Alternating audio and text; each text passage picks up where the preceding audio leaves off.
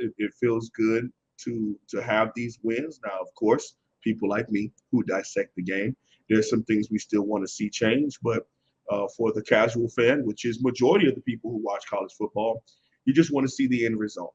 And for the last 3 weeks, the end result has been favorable for the University of Miami.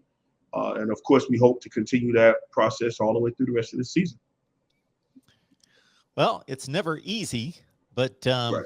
they do get the win against Georgia Tech, 33-30. That's a home game against a pretty marginal football team, but again, get the win.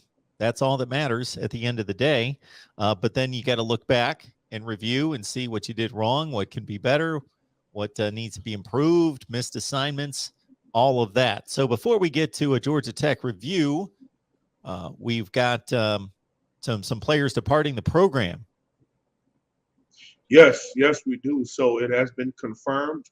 There are now four former Miami Hurricanes who are no longer on the roster who have ended the transfer portal.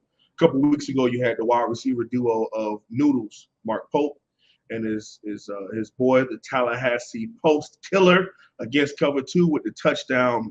And D. Wiggins, who rocked number 8, both of them are no longer with the program, are in the portal, seeking shelter elsewhere, trying to find a home that's going to bring them in and allow them to be great, which probably will be maybe like a group of 5 step or maybe an FCS step for those young men. And I'm not even trying to throw shots at them. I'm just saying with the time that they have left, if you go down, you'll have a little bit more. If you stay in this area, you only have 1 year left.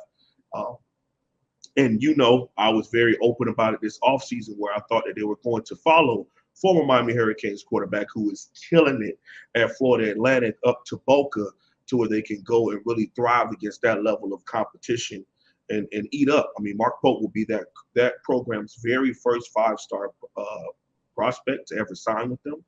And I still think that would be a great opportunity for both of those young men, but it didn't happen.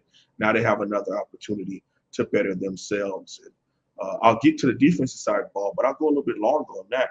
I'm happy about the transfer portal for young men because whether it be at University of Florida, whether it be in Tallahassee, whether it be in Georgia, whether it be at Bama, for the longest, the power has always been about for the program. And now you have this opportunity where these young men who can see the writing on the wall, can see all the hard work they've put in or lack thereof, has finally gotten to the point where I can't help this team anymore and I'm wasting my own time. My clock has already started, even though it stopped because of 2020. It's going to restart again next year. I thought it would have been best for these young men to depart in the offseason. They decided to stay, see what happens. At least now they have 1 more year to go be super seniors elsewhere in college football, and I hope that they do very, very well. Defensive side of the ball, guys. We lost an inside linebacker in Bradley Jennings, who's way from like class of 2017, I believe, class of 2017. He has 1 year left. Okay, he's an inside linebacker, more of a 3-4 downhill kind of player.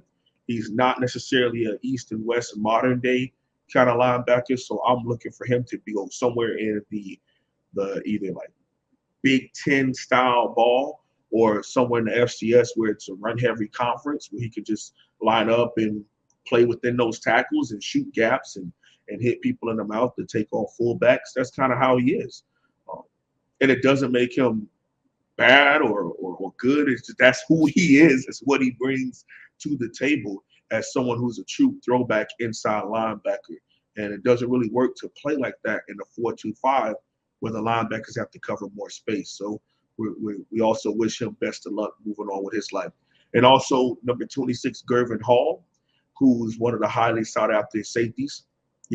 Cam Underwood has spoken about the story for the longest. We were waiting to see that prospect that Nick Saban got on the helicopter and flew down to his high school field for, and Miami never really got that guy. He was good his first couple of seasons here.